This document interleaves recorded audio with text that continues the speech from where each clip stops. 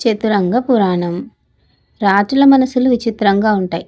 వాళ్ళకు ఏ నిమిషానికి ఏ ఆలోచన వస్తుందో, ఏ కోరిక పుడుతుందో ఎవరికీ తెలియదు. ఏ ఆలోచన వచ్చినా, ఏ కోరిక పుట్టినా అది వెంటనే తీరిపోవాలి. ఒకసారి కృష్ణానగర్ రాజ్యానికి పక్కన బేగంపూర్ రాజ్యం ఉంది. ఆ రాజ్యానికి ఒక నవాబు ఉండేవాడు. ఆయనకు ఒక రోజున భూమి లోపల ఏమి ఉంటుందో తెలుసుకోవాలన్న కోరిక కలిగింది. ఆయన రాజ్యంలో చాలామంది జ్యోతిష్యులున్నారు.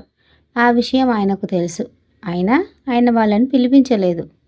భూమి కింద ఏమి ఉందో సరిగ్గా చెప్పగలిగిన వాళ్లకు 1000 బంగారు నాణేలు బహుమతి ఇస్తానని దండోరా వేయించాడు. అయితే చెప్పినది తప్పని రుజువైతే కారాగార శిక్ష విధిస్తాను అని కూడా ప్రకటించాడు. దూర ప్రాంతాల నుంచి, దగ్గరి ప్రాంతాల నుంచి కూడా జ్యోతిష్యులు తరలి వచ్చారు. ఎవడికి వాడు ఆ 1000 బంగారు నాణేలు తమవేనని ఆశించారు. అందరూ బేగంపూర్లో గుమిగూడారు. మహారాజు కృష్ణచంద్రుడి ఆస్థానం నుండి కూడా కొంతమంది జ్యోతిష్యులు వచ్చారు. వాళ్ళిచ్చిన జవాబులు తప్పని తేలింది. వాళ్ళందరినీ అన్నమాట ప్రకారం కారాగారం పాలు చేశాడు. తన ఆస్థాన జ్యోతిష్కులు అన్యాయంగా నవాబ్ కారాగారాల్లో బంధితులై ఉన్నారని తెలిసి కృష్ణచంద్రుడు చాలా బాధపడ్డాడు. అయితే తన బాధను ఎవరితోనూ పంచుకోలేదు. ఆయన ఎందుకు విచారంగా ఉన్నాడో ఎవరికీ తెలియలేదు. గోపాల్ పలకరించినా ఆయన పరధ్యానంగానే జవాబు చెప్పాడు. గోపాల్కు ఆయన దగ్గర తగినంత చనువు ఉంది. అందుచేతనే ఆయన విచారానికి కారణమేమిటని అడిగాడు. గోపాల్, మన జ్యోతిష్యులు వాళ్ళు చేయని పాపానికి నవాబ్కి బందీలయ్యారు. వాళ్ళు జీవితాంతం చెరసాలలోనే మగ్గాలి. వాళ్ళని తలుచుకునే నా మనసు తల్లడిల్లుతోంది అన్నాడు మహారాజు. మహారాజా, ఇదే మీ చింతకు కారణమైతే మీరు నిశ్చింతగా ఉండండి. ఆ పండితులను విడిపించుకొచ్చే బాధ్యత నాది. ఆయన ప్రశ్నకు సమాధానం చెప్పి వాళ్ళను తీసుకువస్తాను అన్నాడు గోపాల్ ధైర్యంగా, గంభీరంగా. గోపాల్, అది నువ్వు అనుకున్నంత సులువైన పని కాదు. నువ్వు చెప్పిన సమాధానం విని ఆ నవాబ్ వెంటనే నేల తవ్విస్తాడు. నువ్వు చెప్పింది తప్పైతే నువ్వు ఆ పండితులతో చేరిపోతావు అన్నాడు మహారాజు. అయినా గోపాల్ వెనుకడుగు వేయలేదు. సభలోని వాళ్ళు కూడా ఆయనకు నచ్చజెప్పే ప్రయత్నం చేశారు. కానీ లాభం లేకపోయింది. గోపాల్ రాజు వైపు తిరిగి, మహారాజా, ఇప్పుడే నవాబ్ గారికి మన ఆస్థానం నుండి ఒక జ్యోతిష్కుడు వస్తున్నాడని కబురు చేయండి అన్నాడు. మహారాజు నవ్వాపుకుంటూ, అయితే నీకు జ్యోతిష శాస్త్రం కూడా వచ్చునన్నమాట అన్నాడు. మీరే చూస్తారుగా నా జ్యోతిష్య పాండిత్య శాస్త్రం అన్నాడు గోపాల్. గోపాల్ ఇంటికి వచ్చి విరిగిన మంచం కోడు వెతికాడు. విరిగిన మంచం దొరికింది. దాని కోడును తీసుకున్నాడు. ఒక పట్టుబట్టను తీసుకొని దానిని ఆ కోడు చుట్టూ చుట్టనారంభించాడు. అది 13 చుట్లు తిరిగి ఆ మంచం కోడు ఒక పొడవైన పుస్తకంలాగా కనిపించింది. కొన్ని జ్యోతిష గ్రంథాలు కూడా తీసుకున్నాడు. ఒక కోడు గ్రంథాలతో నవాబ్ దగ్గరకు ఒక పండితుడి వేషంలో వెళ్ళాడు. నవాబు నిజంగానే గోపాల్ పండితుడన్న నిర్ణయానికి వచ్చాడు. గోపాల్ కూడా తాను జ్యోతిష పండితుడినని, నవాబు వేసిన చిక్కు ప్రశ్నకు సమాధానం చెప్పగలడని చెప్పాడు. గోపాల్ చాలా దూరం నుండి వచ్చాడు కనుక భోజనం చేసి విశ్రాంతి తీసుకున్న తర్వాత సమాధానం చెప్పవచ్చునన్నాడు నవాబు. భోజనం, విశ్రాంతి తర్వాత గోపాల్ రాజాస్థానానికి తిరిగి వచ్చాడు. రాజు ప్రశ్నకు సమాధానం చెప్పడానికి సిద్ధపడ్డాడు.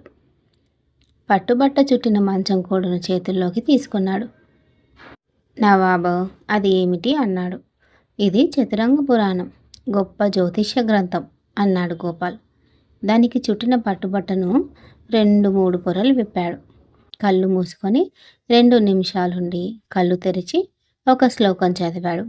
అసలేం సహనం తక్కువగా ఉన్న నవాబు ఆ శ్లోకానికి అర్థం ఏంటని అడిగాడు. ఉత్తరమైన, దక్షిణమైన, తూర్పైన, పడమరైన చతురంగ పురాణమే ఉత్తమమని చెబుతోంది అన్నాడు గోపాల్.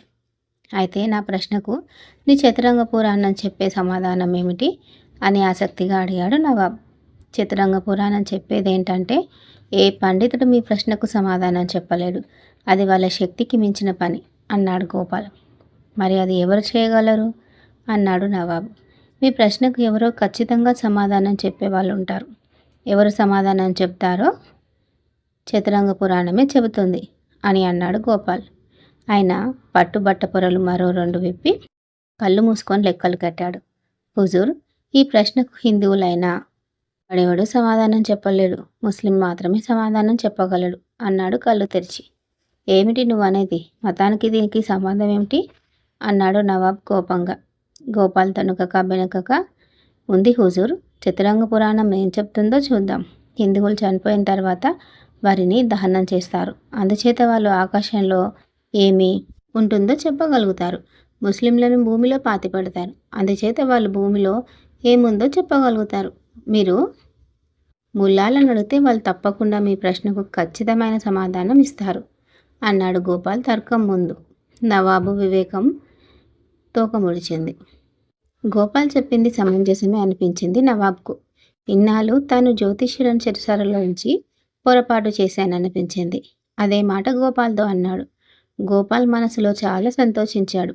హుజూర్, ఆ జ్యోతిష్య పండితులను విడుదల చేస్తారా అని అడిగాడు. నవాబ్ వాళ్ళని విడుదల చేశాడు. అంతేకాక ఒక్కొక్క పండితుడికి 100 నాణాలు బహుమతిగా ఇచ్చాడు. గోపాల్కు 500 నాణాలు ఇచ్చాడు. కృష్ణనగర్ ఆస్థాన జ్యోతిష్యులతో పాటు మిగిలిన ప్రాంతాల పండితులు కూడా చాలా సంతోషించారు. చెరసాల నుండి విడుదలే కాకుండా వాళ్ళకు ఒక్కొక్కళ్ళకు 100 నాణ్యాలు లభించాయి. వాళ్ళందరూ గోపాల్కు తమ కృతజ్ఞతలు తెలిపారు. తమ పండితులతో గోపాల్ కృష్ణచంద్రుడి దగ్గరకు వచ్చాడు. మహారాజు చాలా సంతోషించాడు. గోపాల్కు 1000 నాణ్యాలు ఇచ్చాడు. ఆ చతురంగ పురాణం ఏమిటో మాకు చూపించు గోపాల్ అన్నాడు మహారాజు. గోపాల్ నవ్వుతూ పట్టుబట్టను విప్పాడు.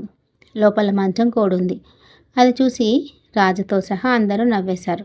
జ్యోతిష్యం తెలియకపోయినా జ్యోతిష్యం తెలిసినట్టు నటించి పండితులను విడిపించి తీసుకువచ్చిన గోపాల్ని అందరూ మెచ్చుకున్నారు. గెలుపెప్పుడు గోపాల్దే. మహారాజుకు ఎప్పుడు గోపాల్ మాటే చెల్లడం చూసి ఎలాగైనా గోపాల్ ఆట కట్టించాలని, ఆయనకు ఒక ఆట పట్టించాలని అనిపించింది. అది కూడా సభాసదులందరి ముందు. అయితే మరి బాగుంటుంది కదా అనుకున్నాడు. ఒకరోజు గోపాల్ని పిలిచి మహారాజు ఇలా అన్నాడు. గోపాల్, నిన్న రాత్రి నాకు ఒక వింత కల వచ్చిందయ్యా. ఆ కల ఏమిటో సెలవివ్వచ్చు కదా? మహాప్రభు అన్నాడు గోపాల్. అది నువ్వు వినకపోవడమే మంచిది అన్నాడు మహారాజు. గోపాల్ ఒప్పుకోలేదు. కళ అంతా తనకు సవివరంగా చెప్పవలసిందేనని పట్టుబడ్డాడు. రాజుకు కళ అంతా చెప్పవలసిన అగత్యం పడింది. అయితే విను, కృష్ణానగర్కు దూరంగా తెలియని ఒక మారుమూల ప్రాంతంలో నువ్వు నేను ప్రయాణం చేస్తున్నాం. చుట్టూ అంతా చిమ్మ చీకటిగా ఉంది. మనం నడుస్తున్న బాటకు 2 వైపులా 2 చెరువులున్నాయి. అందులో ఒకటి పాల చెరువు, రెండోది ఒట్టి మురికి చెరువు. నువ్వు ఆ చెరువులో పడిపోయావు. అది మురికిగా ఉన్న చెరువులో.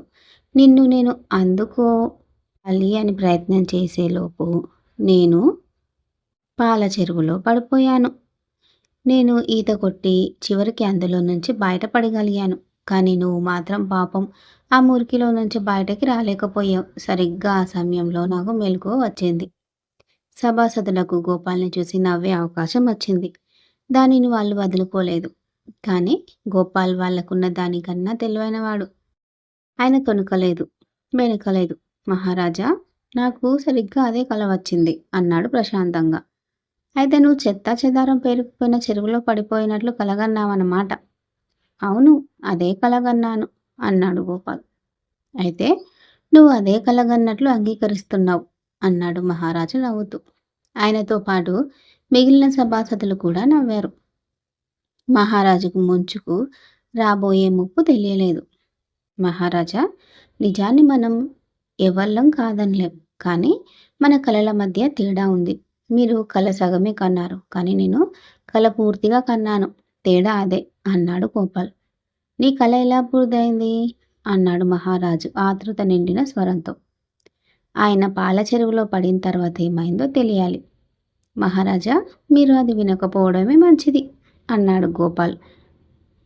అయినా కూడా చెప్పవలసిందని పట్టుపట్టాడు మహారాజు. మీరు మరీ కాదు కూడదంటే చెబుతాను. ప్రభువులు ఆజ్ఞాపించిన తర్వాత తప్పుతుందా? మీరు పాల చెరువులో నుండి బయటికి వచ్చారు.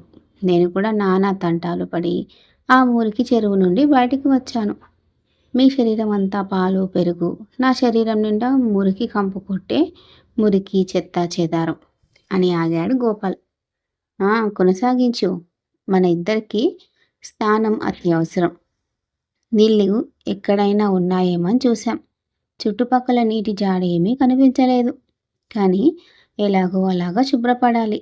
మనమిద్దరం ఒకళ్ళ శరీరాలను ఒకళ్ళని నాక్కోవడం ఒక్కటే పరిష్కారం అని మీరు సూచించారు. మీరు నా శరీరానికి పట్టిన మురికిని అంతటిని నాకారు. నేను మీ శరీరానికి పట్టి ఉన్న పాలను, పెరుగును నాకాను. ఫలితమేమిటో మీరు ఊహించగలరా ప్రభు? అన్నాడు గోపాల్ వినయంగా. ఏమిటి? అన్నాడు మహారాజు. నేను పాలు, పెరుగు నాకడం వల్ల వాటి వాసన వేశాను. మీరు మురికి వాసన వేశారు అన్నాడు గోపాల్. అది విన్న సభాసదులందరూ నవ్వేశారు. మహారాజు కూడా నవ్వాడు. కానీ గోపాల్ను మాటలలో గెలవలేమన్న విషయం గ్రహించాడు మహారాజు. అవి గోపాల్కి పెళ్ళైన మొదటి రోజులు. ఆయన భార్యమని కొన్నాళ్ళుండి వద్దామని పుట్టింటికి వెళ్ళింది. కొన్ని రోజుల తర్వాత గోపాల్ తల్లి కోడల్ని తీసుకురమ్మనమని కొడుకును పంపింది. ఆయన అత్తవారింటికి బయలుదేరాడు. వెళ్ళేటప్పుడు మిఠాయిలు, పెరుగు, సన్న బియ్యంతో చేసిన మరమరాలు, 2 పెద్ద హిల్సా చేపలు తీసుకొని మరీ బయలుదేరాడు. అత్తవారింటికి వెళ్ళేటప్పుడు తేలికగా వెళితే ఇంకేమన్నా ఉందా? వాళ్ళ కళ్ళల్లో తేలికైపోడు. అందుచేతనే అంత బరువుతో బయలుదేరాడు. గోపాల్ తన అత్తగారింటికి బయలుదేరి ఆ రాత్రే అక్కడకు చేరాడు. గోపాల్ అత్తవారింటికి వెళ్ళడం అదే మొదటిసారి. అందుచేత చాలా గొప్ప స్వాగతం లభించింది. ఆయన అత్తమామలు, బావమరుదులు, మరదళ్ళు ఆయనను ఆదరంగా పలకరించారు. కానీ ఇవేవీ ఆయన మనసును తేలిక చేయలేకపోయాయి. మనసు దోచే మనోహరి మన కళ్ళ ముందు లేకపోతే మరెంతమంది ఉంటే మాత్రం ఏముంది? తన భార్య ఎలాగ ఉంది అని అడగాలనుకున్నాడు. కానీ ఎంతైనా కొత్త పెళ్లి కొడుకు కదా, తెలియని సిగ్గు ముంచుకొచ్చి నోరు తెరవలేకపోయాడు. తనను ఆట పట్టించుదామని ఆమె దాక్కుందేమో అనుకున్నాడు. గోపాల్ గదిలోకి వెళ్ళి చాలాసేపు ఎదురు చూశాడు. గాజుల గలగలలు వినపడలేదు. ఆమె గురించి ఎవ్వరూ ఒక్క మాట కూడా మాట్లాడలేదు. గోపాల్ ఇంకా ఉండబట్టలేకపోయాడు. ప్రతి ఒక్కరిని చూసినా ఎవరిని చూడనట్టే ఉన్నాడు. ఆయన ఉన్న ఈ తికమక విధానాన్ని చూసి ఎవరికీ అర్థం కాలేదు. అందరూ ఆలోచించసాగారు. గోపాల్ బావమరిది భార్య తెలివైన అమ్మాయి. మీరు చూడని ఆమె తన పెద్దమ్మని చూడ్డానికి వెళ్ళింది. 3 రోజుల తర్వాత వస్తుంది. మీ మాటలు నాకు బాగా అర్థమయ్యాయి. మేమందరం ఇక్కడ ఉన్నా మీ మనసులో ఉన్న మా మరదలు ఇక్కడ లేకపోవడం వలన మీకు కనిపించలేదు. అంతేనా అన్నయ్య గారు? అంది. గోపాల్ ఆమె చెప్పింది నిజమేనన్నట్టు తలాడించాడు. గోపాల్ బాండ్ మంచి వాళ్లకు మంచివాడు, చెడ్డవాళ్లకు చెడ్డవాడు. ఎవరితో ఎలాగ ఉండాలో అలాగే ఉండేవాడు. గోపాల్ నివసిస్తున్న రోజుల్లో కృష్ణచంద్రుడి రాజ్యంలో గుప్తిపార అనే ఒక గ్రామం ఉండేది. అది గూండాలకు ప్రసిద్ధి. ఆ గ్రామంలో నుండి ఎవరు వెళ్ళినా ఆ గూండాల దుశ్చర్యలకు బలి కాకుండా బయటపడలేదు. ఒకసారి గోపాల్ ఆ ఊరి మీదుగా వెళ్ళవలసిన పని పడింది. ఆయన ఒక శుభకార్యానికి వెళ్ళాలి. ఆయన తెల్లటి దోవతి, పట్టు కుర్తా, పైన కాశ్మీరీ శాల్వా వేసుకొని బయలుదేరాడు. ఆ దోవతికి బంగారు జరీ కూడా ఉంది. ఆయనను చూస్తే రాజ్యసభలో ప్రముఖుడని చెప్పకపోయినా తెలిసిపోతుంది. ఆయన దుస్తులు అలాగున్నాయి. ఆయన గుప్తిపార గ్రామంలో నుండి వెళ్తుంటే ఒక ఆకతాయి ఆయనను చూశాడు. ఆట పట్టించడానికి ఒక అమాయకుడు దొరికాడని సంబరపడ్డాడు. ఆ పక్కనే ఉన్న చెరువు దగ్గరికి వెళ్ళాడు. చెరువులో దిగి బురదనంతటిని ఒంటికి పాముకున్నాడు. గబా గబా గోపాల్ దగ్గరకు వచ్చాడు. ఎంతో పరిచయం ఉన్నవాడిలా గోపాల్ను గట్టిగా కౌగిలించుకున్నాడు. అన్నయ్య, ఇన్ని రోజులు నువ్వు ఎక్కడికి వెళ్ళిపోయావు? తాతయ్య చచ్చిపోతూ చచ్చిపోతూ నీ పేరే కలవరించాడు. నీకు వద్దామన్నా బుద్ధి పుట్టలేదా? అన్నాడు. గోపాల్కు పరిస్థితి అర్థమైంది. తాను వేసుకున్న బట్టలు పూర్తిగా పాడైపోయాయి. అయినా కోపం రాలేదు, చిరాకు పడలేదు. ఆ మనిషికి గట్టి బుద్ధి చెప్పాలని నిశ్చయించుకున్నాడు. తన బట్టలకు అంటుకున్న బురదను 2 చేతులతో తీసుకున్నాడు. దానిని అతని కళ్ళకు, నోటికి దట్టంగా పామాడు. బాధపడకు తమ్ముడు, అనవసరంగా తల్లడిల్లడంలో అర్థం లేదు. పుట్టినవాడు గిట్టక తప్పదు. తాతయ్య పోయే సమయం వచ్చింది, ఆయన పోయాడు అన్నాడు. బురద కళ్ళకు రాయడం వల్ల కళ్ళు మండడం ప్రారంభించాయి. బురద నాలుకకు తగిలి నాలుక వెగటు పుట్టింది. కళ్ళు తెరవలేకపోయాడు, చూడలేకపోయాడు. అవస్థపడుతూ చెరువు దగ్గరికి పరుగు పెట్టాడు. కళ్ళను, నోరును, ముక్కును పదే పదే కడుక్కున్నాడు. అప్పటికి గాని అతనికి ఊపిరి ఆడలేదు. కళ్ళు కనబడలేదు. గోపాల్ దగ్గరికి వచ్చి, అన్నయ్య నువ్వు చేసిందేమిటి అని కన్నీళ్లు కారుస్తూ అడిగాడు. తమ్ముడు, మనం పాడు పని చేస్తే అది మళ్ళీ మనకే తిరిగి చేరుతుందన్న సూత్రం నీకు తెలియదా అన్నాడు. అని తన దారిన తాను చకచకా నడుచుకుంటూ వెళ్ళిపోయాడు. ఇంతటితో ఈ కథ ముగిసింది. ఇటువంటి మరిన్ని మంచి మంచి కథల కోసం వెంటనే నా ఛానల్ని సబ్స్క్రైబ్ చేయండి.